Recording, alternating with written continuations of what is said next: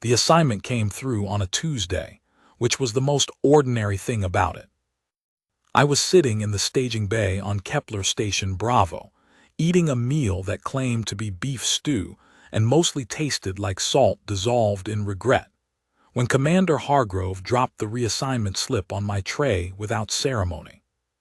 "Effective 0600 tomorrow," she said. "Don't be late." I picked up the slip, read it, set it back down, picked it up again because the first reading hadn't made it make sense. Enlisted personnel transfer. MARCUS Cole, Petty Officer 2nd Class, SYSDEMS Maintenance Division. Receiving Unit. VAEL Compact Fleet, Auxiliary Vessel SERANTA Chase Grace. Role, Human Liaison/Technical Exchange Specialist. "Commander," I said carefully, "this says I'm being transferred to an alien fleet." "Yes." "The Vale Fleet." "The Vale Compact Auxiliary Fleet, yes." I looked at the slip again. "The Vale or aren't they, isn't their fleet entirely." "Female, yes." Hargrove picked up a coffee mug that had seen better decades. "The Vale Compact operates on a matrilineal social structure. Their fleet crews are drawn exclusively from the senior caste females of their 8 home systems. You'll be one of approximately 4 humans assigned to their exchange program this cycle." She sipped. "You'll also be the only male." Silence. "Commander, with respect. The Vale requested a maintenance technician with experience in hybrid power relay systems. You're the best one we have in your grade." She set down the mug. "You'll serve a standard 8-month rotation. You'll be a guest and a representative. Try not to embarrass us." She walked away before I could come up with anything useful to say. I looked down at my beef stew. The salt tasted worse than it had a minute ago. Sarantha's grace was not what I expected. I'd been imagining something cold and angular, the kind of warship that looked like someone had decided efficiency was the only virtue worth having. I'd seen alien vessels before, docked at the outer rings of Bravo, and most of them had that quality. Purposeful, lean, stripped of anything that wasn't function. Sarantha's grace had curves. Not in the way people sometimes describe ships as having curves, a shorthand for an aerodynamic profile. I mean the ship actually curved. The hull swept upward at the bow and turned back on itself, a long, graceful arc like the inside of a shell. The running lights were deep amber rather than the standard white-blue. The docking arm extended to meet our shuttle with something that looked almost like articulation, the joints moving with a smooth, organic motion that made me think of a hand reaching out. Beautiful, I thought despite myself. Strange and beautiful. The shuttle bay was warm. That was the second thing I noticed, after the curving walls, which continued the shell-like motif of the exterior, amber light filtering through material that wasn't quite metal and wasn't quite glass. Warm, and it smelled faintly of something I couldn't identify. Not flowers, not chemicals. Something in between, like rain on mineral stone. There were 12 of them waiting. I'd been briefed on the Vale. I'd read the cultural summary, the physiological overview, the diplomatic protocols. I knew they were bipedal, that their facial structure was bilaterally symmetrical with slight differences in proportion compared to humans, that they communicated through both vocal and low-frequency subsonic channels, that they averaged slightly taller than humans, that their coloration ranged across a spectrum of blue-gray to deep violet depending on origin system, that direct eye contact was a gesture of either respect or challenge depending on context. The briefing had not, for reasons I now found baffling, included photographs. 12 Vale women stood in a formal reception line, and the word that came to me, unbidden and a little embarrassing, was striking. Tall, yes. The shortest was maybe 3 centimeters above my own height, and I'm not short. Slender in the way that suggested structure rather than fragility, like something designed to be strong without being heavy. Their skin, if skin was the right word, carried that blue-gray shade the briefing had mentioned. though up close it had a quality the written description hadn't captured, a faint luminescence that wasn't quite glow, just an impression of light that didn't originate from outside. Their hair, and this the briefing had failed entirely to prepare me for, was extraordinary. Not hair exactly. Longer and finer than human hair, moving in a way that didn't quite track with the air currents in the bay, as if it was responding to something else. Some of them wore it bound, formal coils held in place with rings of dark metal. Others wore it loose, and it moved around them like something living. 4 of them had their eyes fixed on me, with an intensity that was slightly difficult to stand under. The one at the head of the line stepped forward. Petty Officer Cole. Her standard was perfect, better than perfect actually, with a precision to the vowels that made it sound almost formal, like reading from a document. I am Fleet Commander Sarel. Welcome aboard Sarantha's Grace. She was the tallest. Her hair was bound in complex spirals, held with rings that caught the amber light. Her eyes were the color of deep water, a blue that was almost black at the outer edge, and she was looking at me with an expression I couldn't read at all. I remembered the protocol. Don't initiate eye contact. Don't break it once established. Don't bow, that's a subordination gesture, and I wasn't subordinate to her by treaty terms. Don't offer a hand unless she extended one first. Fleet Commander Sarel, I said, thank you for having me. A pause, brief, but I felt it. You are smaller than we anticipated, she said. Behind her, one of the veil made a sound. I would later learn that sound was laughter suppressed. I get that a lot, I said. Equals. My quarters were on the 3rd residential deck, in a section that had been modified, I was told, for human occupancy. The bunk was slightly shorter than standard veil size, but still longer than any bed I'd slept in on a human vessel. The gravity was calibrated to 0.98 standard. The temperature was a few degrees warmer than human normal, which I minded less than I'd expected.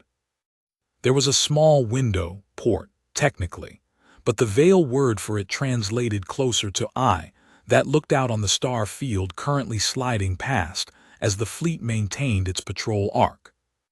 I sat on the edge of the bunk and looked at my datapad, which contained my work assignments, a glossary of veil technical terminology, and the emergency contact protocols. I had 8 months. I told myself it would be fine. Equals. The first anomaly came at breakfast.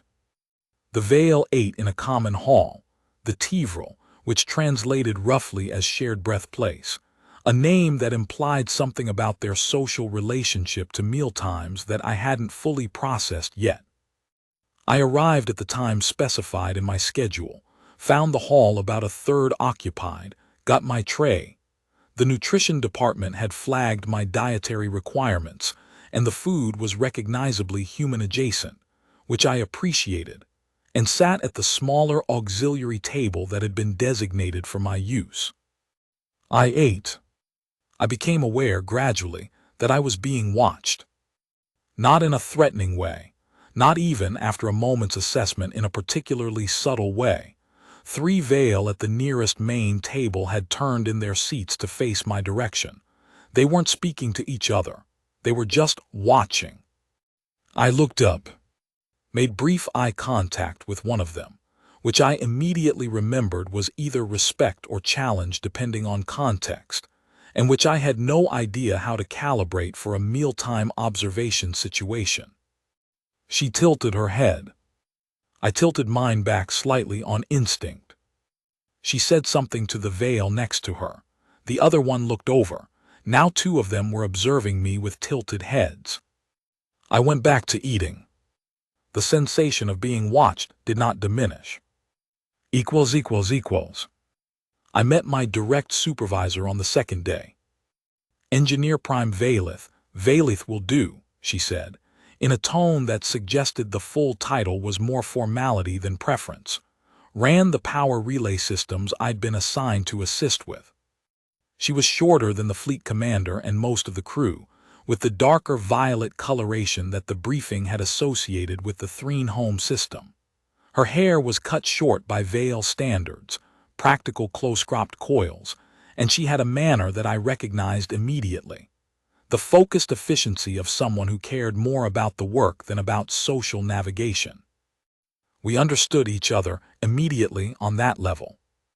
The power relay systems on Sarantha's Grace were a hybrid configuration. Vale standard architecture with human-sourced L7 junction components, installed during a joint treaty infrastructure project 3 years prior. The L7s were performing below spec, and nobody on the Vale engineering team was familiar enough with the human components to diagnose the issue confidently. That was why they'd requested me. Valeth walked me through the system schematics with the crisp efficiency of someone who had done this briefing 100 times, and was going to do it correctly regardless of her private estimation of how long I'd last. The primary junction points, she said, indicating a cluster on the holographic schematic that rotated slowly between us, show a resistance variance of 11% across a 6-hour cycle. The variance isn't consistent. It doesn't follow a thermal pattern or a power draw pattern. We've replaced 2 of the junctions. The variance continued. I studied the schematic. Have you checked the grounding array on the secondary integration layer? She paused. That's not a Vale system. It's also not the EL7 system exactly. It's the interface layer between them. The L7s are designed with a slightly different ground potential assumption than Vale standard, if they weren't calibrated at installation. They were installed by a human team, Valeth said slowly. A human team that probably calibrated them for a human standard power grid, I said. Not a Vale one. A longer pause. Show me, she said. Equals. The problem turned out to be exactly what I'd suspected. The grounding calibration on the integration layer was 3 years out of sync with the Vale standard, which had shifted slightly after a system-wide upgrade the year after installation. The human components were reading it as instability and compensating incorrectly, which produced the variance Valeth had been chasing. The fix took 4 hours. Valeth watched me work for the first 2 hours without speaking. Then she said, "How did you know to check the integration layer?" "I've worked on EL7 systems in a few different contexts," I said, without stopping what I was doing. "They're picky about ground potential. It's the first thing I check when they're not performing right. Your species' technical documents don't flag it prominently." "I know. It's the kind of thing you learn from doing it wrong once." I isolated the 4th calibration node and began the adjustment sequence. The documentation gets written before the field experience catches up to the edge cases. She was quiet for a moment. That is also true of Vale technical documentation. Most documentation, I think. Another silence. Then you work efficiently. Coming from Valeth, I would come to understand that was approximately equivalent to someone else throwing a small party in your honor. "Thanks," I said, "so do you." Equals. The watching persisted.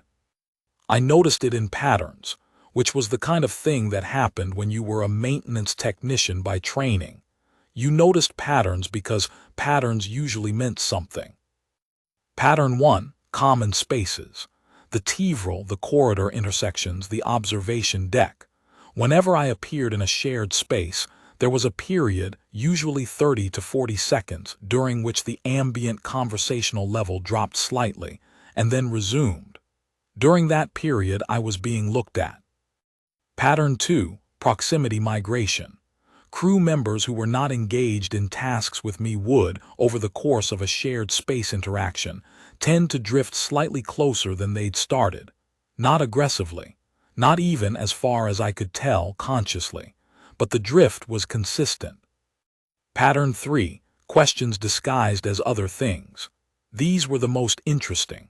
A crew member would approach me in the context of something technically legitimate, a question about the EL7 systems, a request for my opinion on a maintenance schedule, and then, once the legitimate portion was concluded, would ask something else, something that had nothing to do with power relays. Do humans maintain pair bonds for life? Is it accurate that your species experiences pain as a signal, rather than a continuous state? What do humans dream about? Why is your hair that color? The questions were asked with the same matter-of-fact tone as the technical ones, as if they were of equivalent importance. I answered them the same way, which seemed to be the right approach.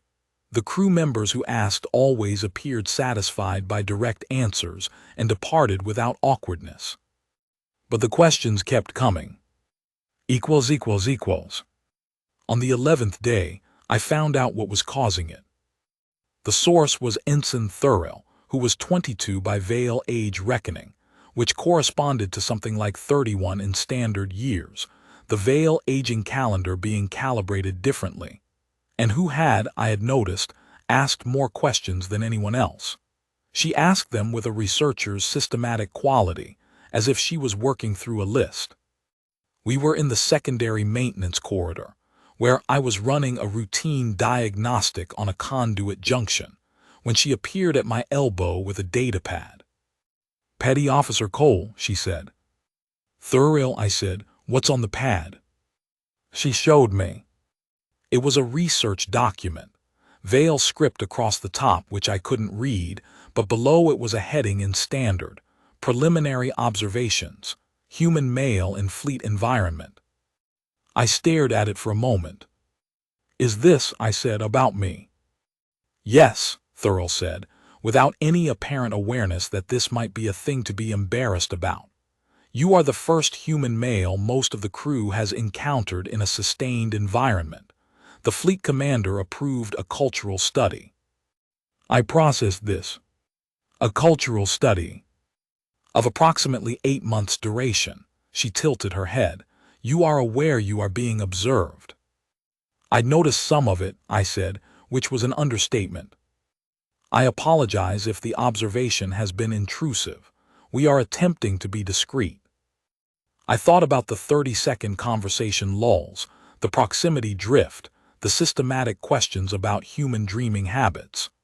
"You're doing okay," I said, because it was genuinely true they'd been curious but not unkind, and there were worse things than being found interesting. "The crew has many questions," Thurell said. "Human males are not commonly encountered in Vale spaces. You are," she consulted the datapad, "statistically anomalous in this environment." "I'm aware. It creates significant curiosity." "I've noticed." She looked up from the datapad. Her eyes were a lighter shade than most of the crew's, a blue-gray that was almost silver at the center. "Does it bother you, the observation?" I thought about it honestly. "No," I said, "not really. I'm curious about you all too. It seems fair." She tilted her head to the other side. "You are curious about us. You're different from anyone I've worked with. The ship is different. The way you all operate, it's interesting to observe." I set down my diagnostic tool. "I've been noting patterns." Thurell stared at me. Then she said, "You have been observing us while we observe you." Seemed only reasonable. A pause that I was beginning to recognize as the Vale equivalent of processing, something unexpected. "What patterns," she said carefully, "have you noted?" Equals. We talked for an hour in that maintenance corridor. I told her about the proximity drift and the conversation pauses.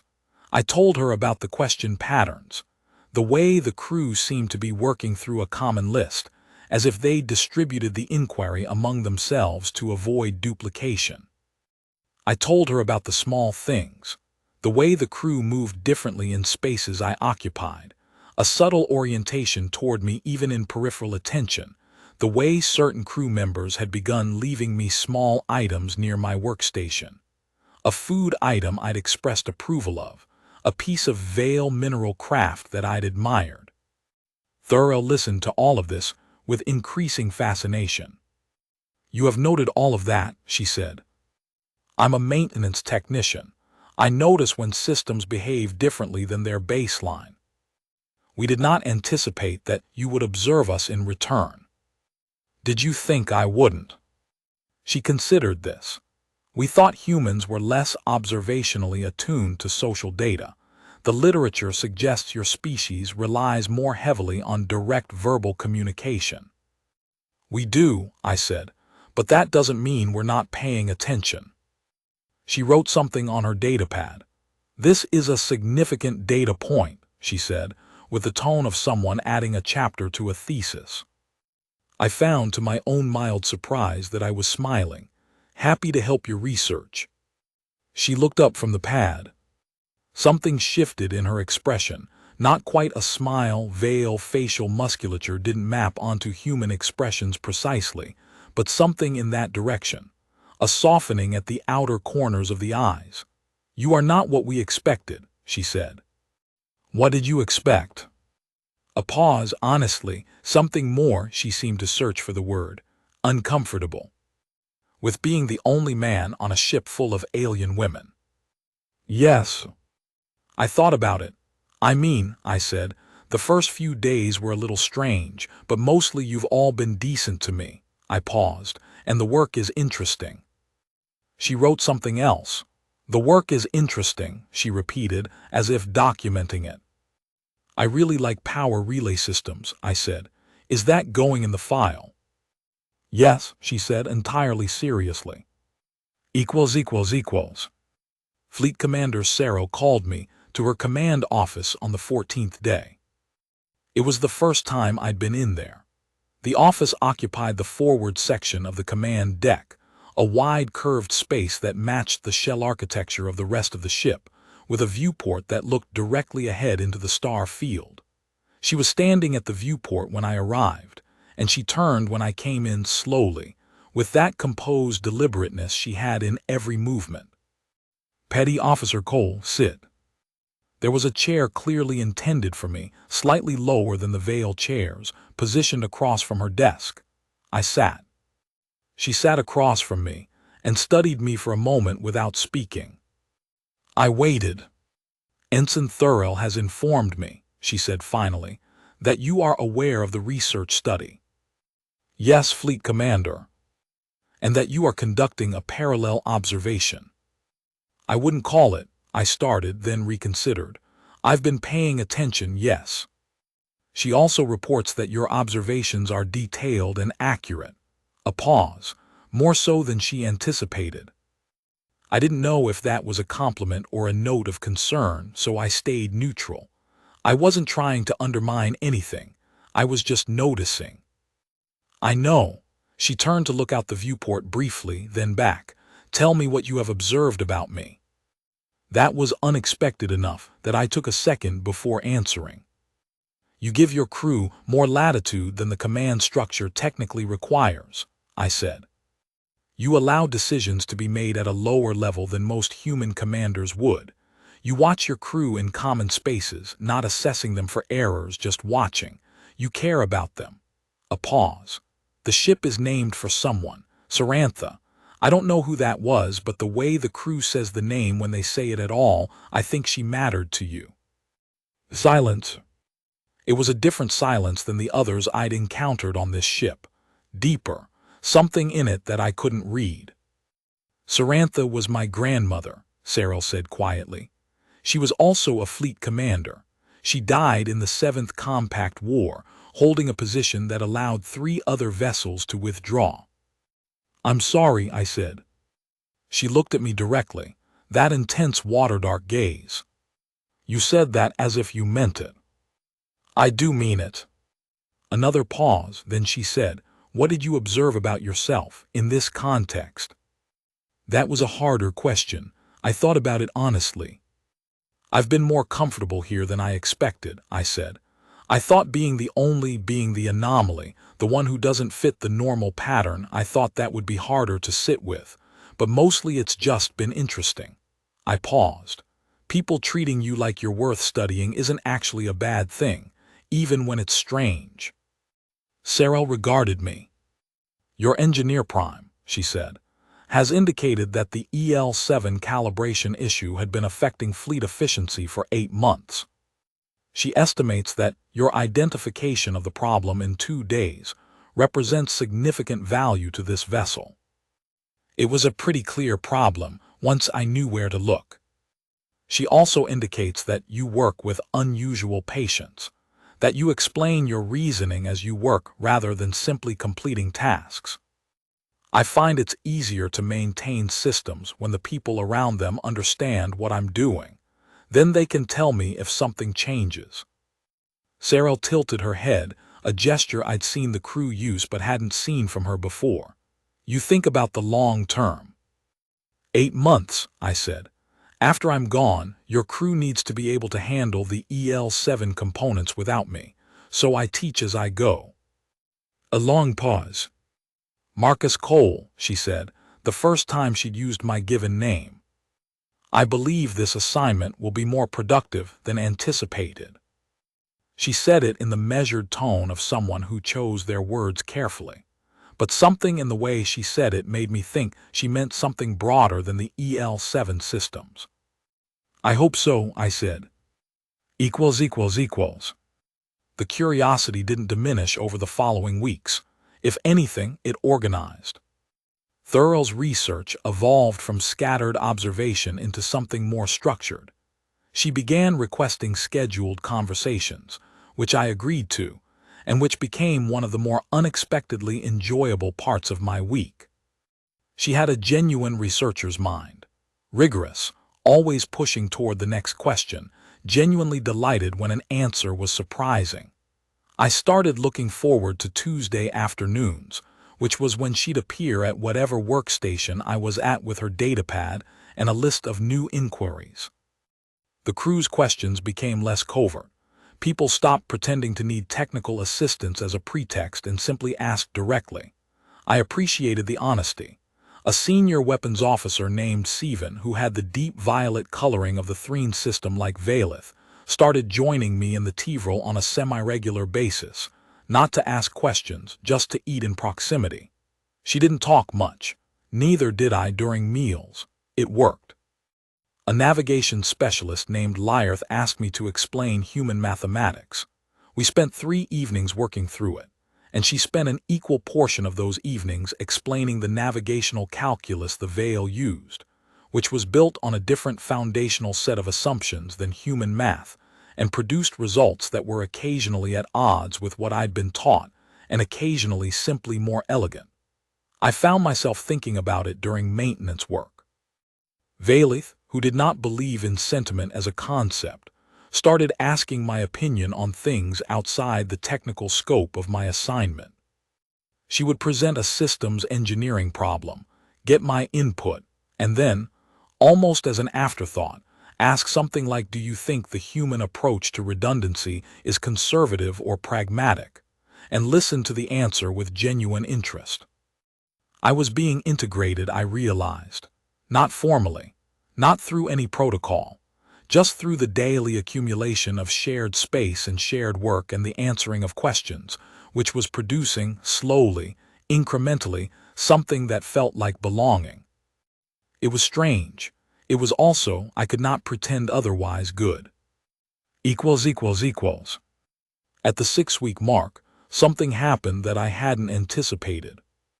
I got homesick. Not badly. Not the way I'd been homesick as a kid, that raw hollow ache. Just a low-grade sense of absence, the awareness of things that weren't here. The particular sound of a human common room with 20 people talking at once, the specific frequency of human voices at a distance, the kind of joke that landed without explanation. I didn't mention it. I'm not the type to mention it. But on a Wednesday evening, I was in the maintenance bay running a late check on some conduit work, and Fleet Commander Sarel appeared at the bay entrance. She didn't often come to maintenance areas without a specific reason. "You are still working," she said. "Just finishing up. I completed the check and logged it. Something I can help you with, Fleet Commander." She walked into the bay and looked at the conduit array, Not with any particular technical interest, I thought, just the survey of a commander checking the state of her ship. Then she said, without looking at me, "Thurl notes that your engagement patterns have shifted this week." I looked up. "She means," Sarah continued, still studying the conduit array, "that you are spending more time in workspaces and less time in shared social spaces. She believes you are experiencing what humans call homesickness." I considered several responses and selected honesty, which seemed to be working best on this ship. "A little," I said. "It comes and goes." "What do you miss?" "Sounds mostly, the way human common spaces sound." "Nothing important." She turned to look at me. "Your social patterns differ from ours. You require a different ratio of solitude to communal space and different qualities within the communal time. We have perhaps not calibrated the social environment correctly for your needs." "It's not anyone's responsibility to." "It is my responsibility," she said plainly. "You are a guest aboard this vessel. You are also, more importantly, a person aboard this vessel. My crew's well-being is my concern. You are part of my crew." Something about that landed strangely, not unpleasantly, just noticeably. "I didn't expect to be," I said, "part of the crew. I thought I'd be more adjacent." "You diagnose problems with the ship," she said. "You teach my engineers. You eat in the TVRL and you answer questions about human dreaming and you work late when the work requires it." A pause. "How is that adjacent?" I didn't have an answer for that. She crossed the bay and stood about a meter away, closer than the formal distance she usually maintained.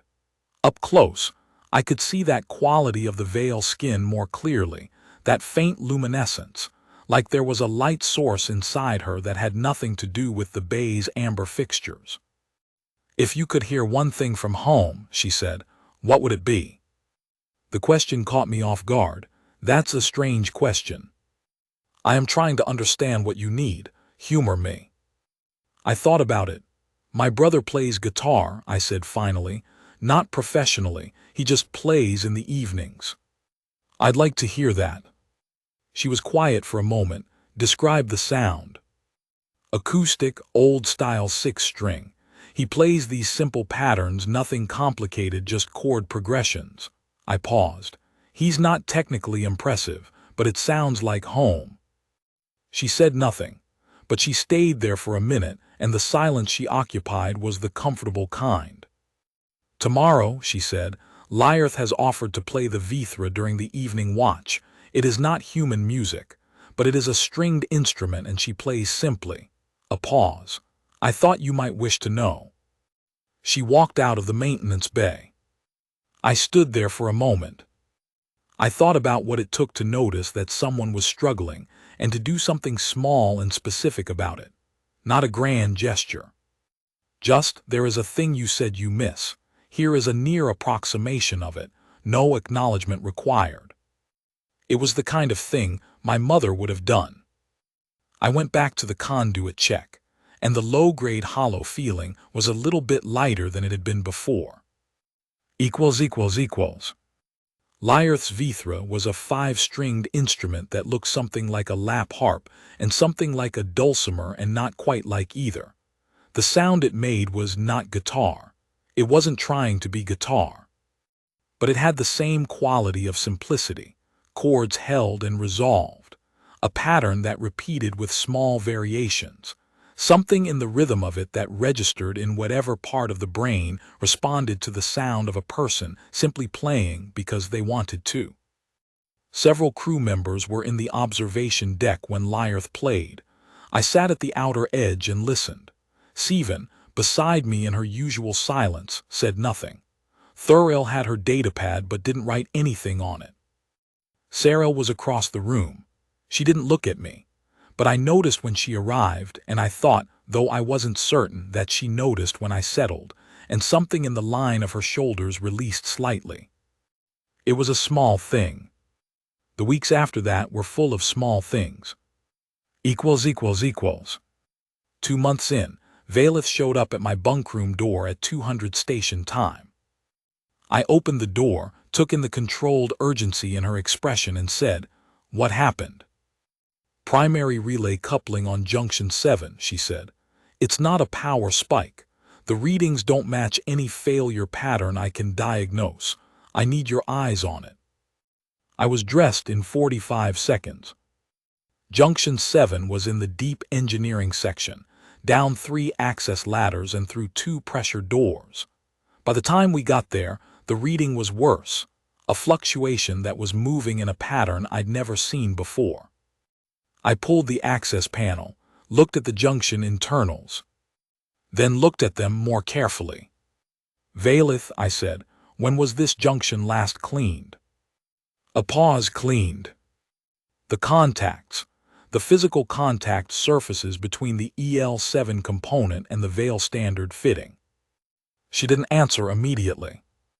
"Because," I said, "this looks like galvanic corrosion. The 2 different metal alloys in contact across that interface. If there's been any moisture variation in this section, they'd corrode at different rates. And the corrosion layer would create exactly this kind of irregular resistance pattern." A longer silence. "We don't clean contact surfaces," Valith said slowly. "Our standard fittings are inert compound. They don't corrode." "L7 junction pins are copper-nickel alloy," I said. "They absolutely corrode. Human standard maintenance protocol cleans them every 6 months. I found the diagnostic light and shone it into the junction housing. The faint greenish tinge on the contact surface was exactly what I'd expected. Has this section of the ship had any humidity variance?" "The climate regulation on Deck 7 had a malfunction 14 months ago," Valith said in the tone of someone doing arithmetic they didn't like the result of. "And nobody cleaned the contacts after.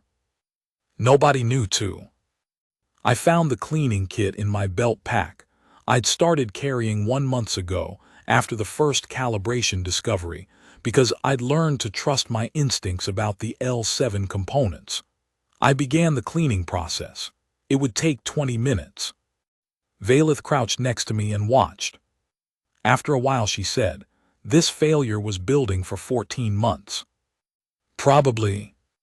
We could have had a relay coupling failure on primary junction 7. In another few months, probably. That would have affected main propulsion and primary shields based on the schematic. Yes." Silence.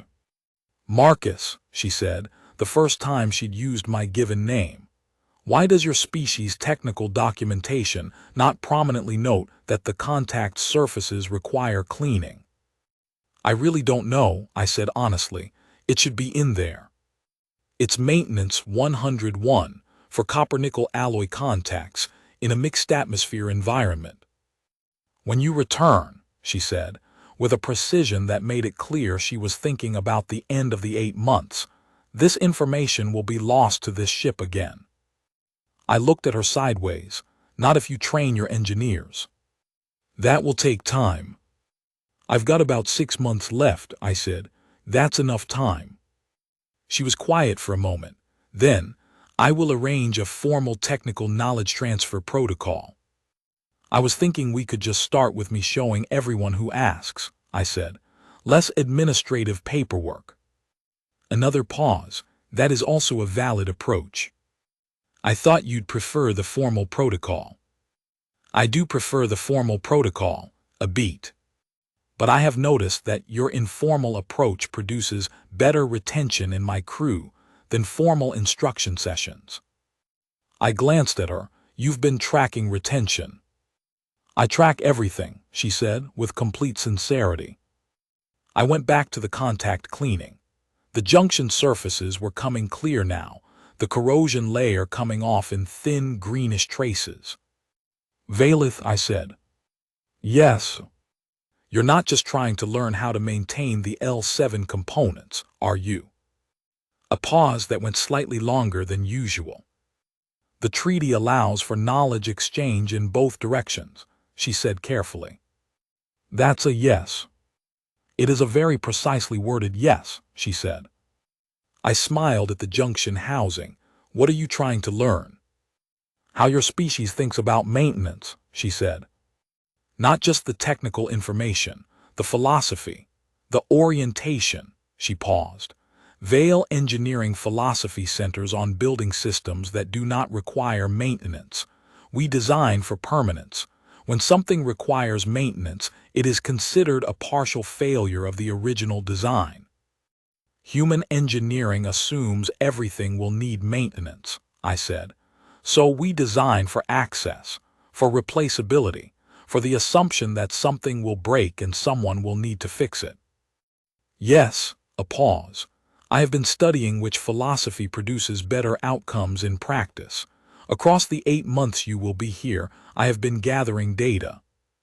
And another pause. The EL7 systems require maintenance that our permanent design Veil components do not. However, when our permanent design components fail, which they do, infrequently but irreparably, we replace the entire assembly. Whereas your maintenance design components have been running for 3 years on this ship with what appears to be a single calibration error and a cleaning lapse, both of which are correctable, she considered. The data is not yet conclusive, but I find the human approach interesting. Nothing is really permanent, I said. Things wear down. Things change. The question is whether you build for the world where nothing ever goes wrong, or for the world where you have to deal with it when it does. Silence. Then Valeth said, that is either a statement about engineering philosophy or about something much larger. Maybe both, I said. The junction surface came up clean. I reconnected the contacts and watched the reading stabilize, smooth, normal, no variance. There, I said. Valeth looked at the stable readings for a long moment. Thank you, she said. Marcus. Thank you for getting me up, I said. You could have waited until morning. It could not wait until morning. No, I said, but some engineers would have waited anyway rather than admit they needed help. She looked at me with an expression I'd learned to read over 2 months, the slight forward tilt of attention that meant she was filing something. You think that is a flaw? I think it's understandable, I said, but yeah. You do not have it. I try not to. I've had to ask for help enough times that I stopped being embarrassed about it. She nodded once, a motion she'd adopted from watching me, I thought, because it wasn't a veiled gesture. This is another difference in engineering philosophy, she said. We will add it to the record. We climbed back up the access ladders in comfortable silence. The middle months passed the way good work time passes, faster than it should, full of small things that accumulated into large ones.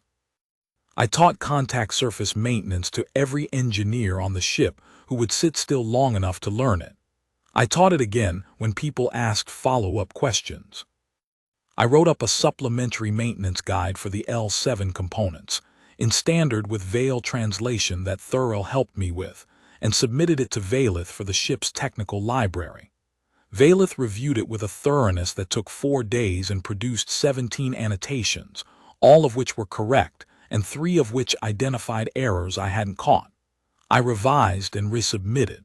She approved it with 1 further annotation. Well done. From Valeth, that was a ceremony. Thurl finished the first phase of her research and presented it to the crew in a session I was invited to attend. I sat at the back and listened to the summary of what she'd found. It was accurate, methodologically careful, and contained several observations about me that I found more insightful than was entirely comfortable. She noted correctly that I adapted by systematizing, that I managed unfamiliar situations by converting them into patterns I could track and understand, that I used practical competence as a foundation for social integration, that I was more attuned to emotional environment than I appeared, but processed it internally rather than expressing it. She presented all of this with a researcher's neutrality, and then added, also with a researcher's neutrality. Subject has proven to be a more comprehensive observer than initially estimated. The following section of this document contains his observations of us. The crew read the summary of my observations about them. There was a long silence. Then Steven, who almost never said anything, said, "He noticed the proximity drift." "He noticed the proximity drift," Thurl confirmed. Another silence. Then someone else said, "He noticed the question distribution pattern." He deduced that we had divided the inquiry among ourselves to avoid duplication. He found it logical. A longer silence, and then sound. The veil sound I'd learned was laughter building in the room, and this time not suppressed. I sat at the back of the room and felt something that took me a moment to identify. It was the feeling of being known. ===. The 7th month brought a situation I hadn't prepared for. A crew member came to my workstation one evening, not one of the regulars, not someone who'd been part of Thurl's inquiry circuit. A young ensign named Varen, who I'd observed at a distance as quiet and slightly separate from the main social clusters of the crew. She stood at the edge of my workstation for a moment before speaking, which told me she'd had to gather herself to come. "Petty Officer Cole," she said. "Varen," I said, "what's up?" She was quiet for a moment. Then, "May I ask you a question that is not about the technical systems?" "Sure." Another pause. "How do you manage it, being here alone?" I looked at her. The slight set of her shoulders, the way she was standing slightly turned, like she might need to retreat quickly. "You're not asking about me specifically," I said. She hesitated. "I am asking about the principal." "You're struggling with something," I said, not a question. A long pause. "I came from the Veeth system. Most of the crew comes from the 4 core systems. The social patterns here are not the same as what I grew up with. I understand the structure. I follow the protocols." A pause. "But it is different, and sometimes the difference is..." She stopped. "Heavy," I said. She looked at me. "Yeah," I said. "I know what that's like." I set down my diagnostic tool. "The honest answer is you don't manage it by pretending it's not heavy. You manage it by finding the things that feel true, even when the context is different." She was listening carefully. "For me," I said, "it's the work. The work is the same anywhere. Electrons don't care what system you're in. A corroded contact surface corrodes the same way on a Veil ship as a human one. That's always true, so I start there." I paused. "What's true for you wherever you are?" She thought about it. "Navigation," she said finally. "The math is the same." "Start there," I said. "Build out from it, and Varen." I waited until she looked at me. "Talk to people. I know it's harder than it sounds, but the crew here is decent. They want to know each other. They just need a way in." She nodded slowly. "Also," I said, "Thurl is running a research study that basically gives you a built-in reason to ask anyone any question. It's a gift. Use it." A pause. Then Varen made the sound that was Veil laughter, small and quiet. "Thank you," she said. "Any time," I said. She left. I watched her go and thought about 8 months and what they were for, and thought that maybe they were for more things than I'd understood when I started. On the last week, Sarah called me to her office again. It was different than the first meeting. The dynamic had shifted, not in rank. She was still fleet commander, and I was still PO 2. But in the way two people relate when they've spent 7 months on the same ship and paid attention to each other. She had a datapad on her desk. She pushed it toward me. "Your performance assessment," she said. "It will be submitted to your command with your official commendation." I read it. It was thorough and generous, and Valeth had written the technical section, which was characteristically precise. The summary at the end was in Sarah's voice. Petty Officer Cole demonstrated technical competence above the level indicated by his grade. More significantly, he demonstrated an adaptive capacity that made him genuinely useful to this crew beyond his assigned function. He integrated without requiring the environment to change around him. He taught without being asked to. He paid attention. These qualities are not noted in the assessment rubrics provided by his command, but they are the qualities that made his presence on this vessel a benefit rather than simply an assignment completed. I read it twice. "Fleet Commander," I said, "this is." "Accurate," she said. I looked up. She was watching me with that direct water-dark gaze. "I want to ask you something," she said, honestly. "Okay. When you arrived, before you knew what it would be like, were you afraid?" I thought about it. "A little," I said. "Not of anything specific, just of being the wrong thing in the wrong place, of not fitting." "And did you fit?" A pause. "No," I said. "Not exactly, but I don't think fitting is quite the right thing to aim for. I'm not Vale. I don't think like you all think or have the same histories or the same social instincts. Trying to fit would have meant pretending that wasn't true." I paused. "I think what happened was closer to finding where the edges met, the places where different things could work together, like the L7 junctions. They're not the same as the Vale components, but calibrate the interface right, and they run better than either would alone." Silence. "That is either a statement about engineering philosophy," Cyril said, "or about something much larger." "Valeth said exactly that to me," I said. "I know," she told me. A pause. "She also told me that you said maybe both." She looked at me steadily. "I agree with you." I didn't say anything. "Marcus," she said, and the use of my name still landed with a small weight every time she said it. I'd noticed, and I didn't entirely understand why. "The exchange program will have another cycle. In 2 years, they will assign another technician." "I hope they send someone good," I said.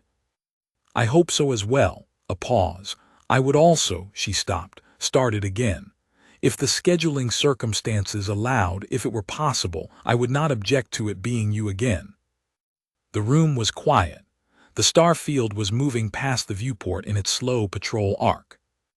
I thought about the maintenance bay at 200, about Lyarth's Vithra on a Thursday evening, about Varen, standing at the edge of my workstation, asking how you manage being alone in a place that isn't yours, about Thurl's datapad and Sivan's comfortable silence and Valeth's 17 annotations.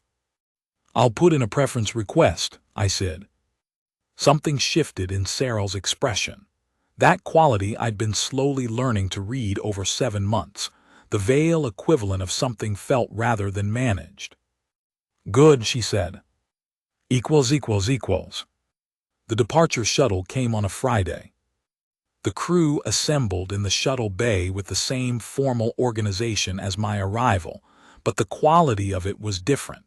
Nobody was trying to read me now. Nobody was tilting their head with careful researcher's attention. They were just there. The people I'd spent 8 months working alongside and talking to and learning from, and occasionally being studied by. Thurl had printed me a copy of her research document. The full version, not the summary. It was 47 pages. I would read it on the transit back and find, somewhere in the methodology section, a footnote that said, "The subject's willingness to be known appears to be the primary variable enabling the study's findings. Most of what was observed was made possible by his not trying to hide it." Valeth gave me a formal data transfer, the maintenance protocols we developed together, the supplementary L7 guide, a system map of every junction she thought needed continued attention. She also gave me as a separate item a small piece of Vale mineral craft, not the same kind that crew members had been leaving at my workstation. Smaller, simpler, the kind you made yourself. "You made this," I said. "It took 3 evenings," she said. "I wanted to understand why crew members were giving you craft work. I concluded that it was an expression of regard, and that if I was going to understand it properly I should attempt it." A pause. "It is not technically impressive." "It's very good," I said. "It is not," she said, "but thank you." Sivan didn't say anything at departure, which was what I'd expected. But she walked with me to the shuttle entry point, which she'd never done before, and stood there while I got my gear loaded. It was Steven's version of something, I thought. I'd never fully decoded her, and I wasn't going to start now. I just said, "Take care of yourself," and she nodded once. Sarah was last. She stood at the head of the formal line the way she had at my arrival, composed and direct. But there was a difference in how she stood, a slight forward orientation, the shift I'd learned to recognize as attention actively given rather than formally maintained. "Petty Officer Cole," she said. "Fleet Commander Sarel," I said. A pause. "The EL-7 systems are running at 99.7% efficiency," she said. "The highest recorded since installation." "That's good," I said. "Yes," another pause. "It is good in several respects." I met her eyes. The water-dark gaze, the deep blue almost black at the edges. I'd been looking at those eyes for 8 months, and I still wasn't sure I understood everything they communicated. But some things came through clearly enough. "I'll send the preference request this week," I said. "See that you do," she said. I went up the boarding ramp. I didn't look back until I was inside and the ramp was rising. Through the narrow port in the shuttle door I could see the bay, the amber light, the Vale crew at their formal line, and Sarah, still watching, with that forward orientation that was her version of reaching out. The shuttle sealed. The star field opened up beyond the viewport. I sat back and thought about 8 months, and about calibrating the interface between different systems so they could run better than either could alone, and about the 47-page research document in my bag, and about what it took to be in a place that wasn't yours and find not fitting exactly, but something that worked. The Vithra sound came back to me, simple chord progressions in a 5-string instrument that wasn't guitar and didn't pretend to be. Close enough, I thought. More than close enough. == End. Word count, words. Estimated read time, minutes at 160 WPM. Film Seed DNA, Halo Legends 2010. Channel Alien Girl.